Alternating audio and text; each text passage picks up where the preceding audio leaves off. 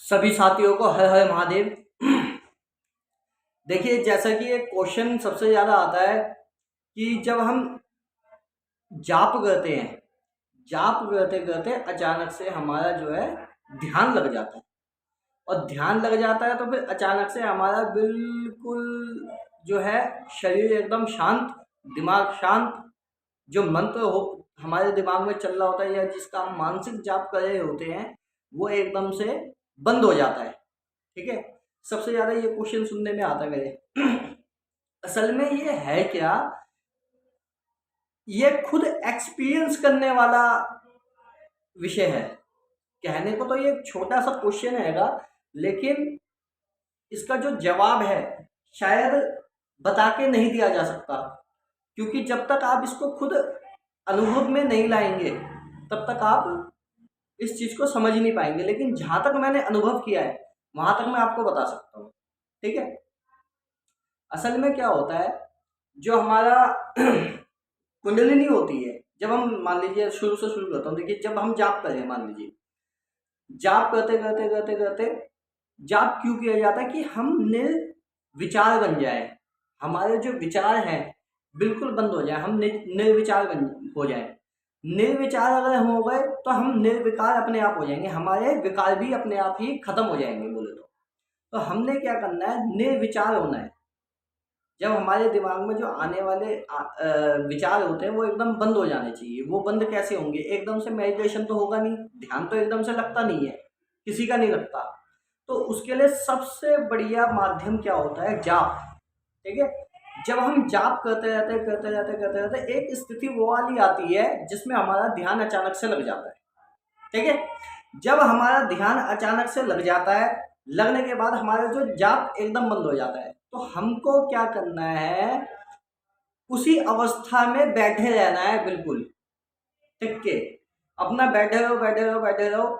अचानक से क्या होगा, जो हमारा मूलाधार चक्र से लेकर सहस्त्रार चक्र तक कुंडलिनी जब जागृत हो जाती है, यहाँ पे इस जगह से कुछ एक अमृत टाइप का टपकता है।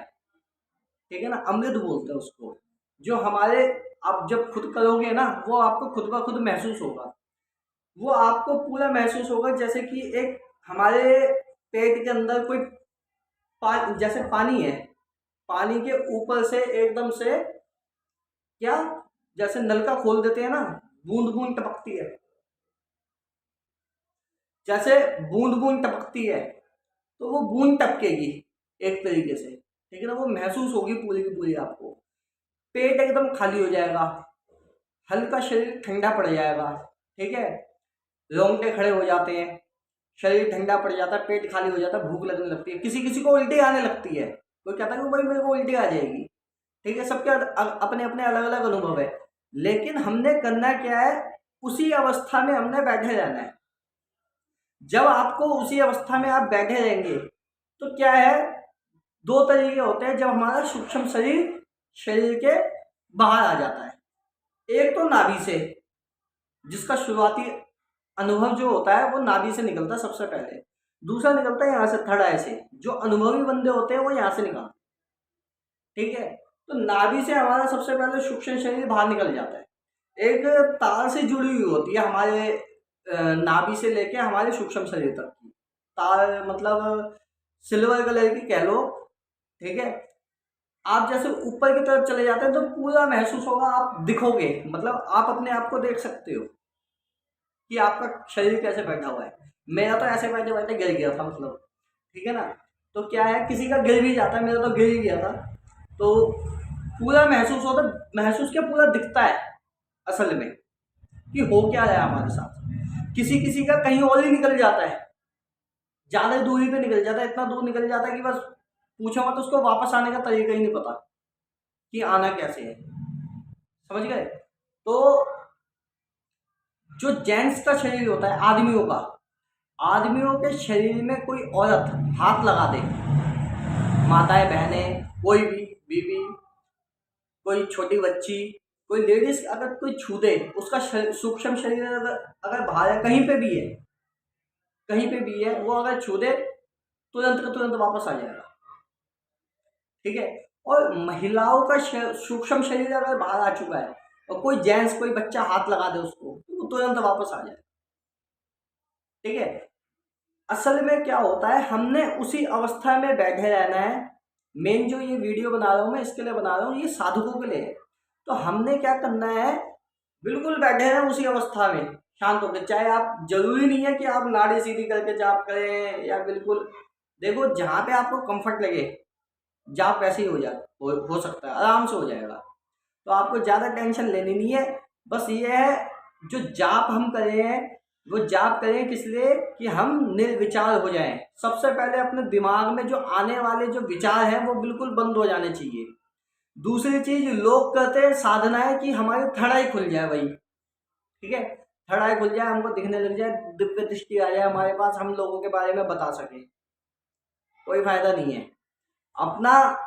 अगर आप कर रहे हो मेहनत और आपने थर्ड आई खोलनी है, आपको मैं एक गुण रहस्य बता देता हूँ सबसे बड़ा।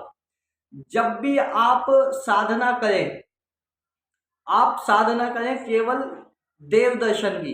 आपका जो इष्ट है, आपका जो इष्ट है उसको देखने के लिए, उसके दर्शन पाने के लिए, उनका आशीर्वाद पाने के लिए। ठीक है, जब आपको अपने इष्ट के पूरी श्रद्धा के साथ उनकी पूजा करें, भक्ति के साथ पूजा करें। ठीक है, किसी की भक्ति की कोई विधि नहीं होती। अब ये मत पूछना कि भाई कि किस विधि के साथ पूजा करें, किस विधि के साथ पाठ करें। भगवान के लिए भाव काफी होते हैं। बस आपकी विधि कोई भी हो, कोई फर्क नहीं पड़ता। कैसी भी विधि से आप उनका नाम जाप करो, उनके लिए नाचो, उनके लिए गाओ बजाओ, कुछ भी करो। अगर आप अपना कोई काम, जो आप काम करते हैं, आप मान लीजिए आप टैक्सी भी चलाते हैं ना, आप टैक्सी वाले भी हैं या स्कूटर वाले भी हैं, तो आप अपने काम को ईमानदारी से करके ये सोचिए कि जो मेरे पास बंदा पीछे बैठा हुआ है वो भगवान स्वरूप है, इंसान में ही भगवान का स्वरूप देखें। ठीक है, और ये सोचें कि भाई मैं ये बस से आया हूं, अपना कर्म कर रहा हूं। ये कर्म योग में आ जाता है। एक हो गया ध्यान योग, एक हो गया कर्म योग। ये कर्म योग भी बहुत जरूरी है। तो आप अपना कर्म योग करिए, उसमें भी आपकी दृष्टि खुल जाएगी। यूं सोचिए ये काम जो मैं कर रहा हूँ भगवान को समर्पित है, ये भगवान के लिए कर रहा हूँ, मैं अपने लिए नहीं कर रहा। आपका ध्यान वहीं लग जाएगा।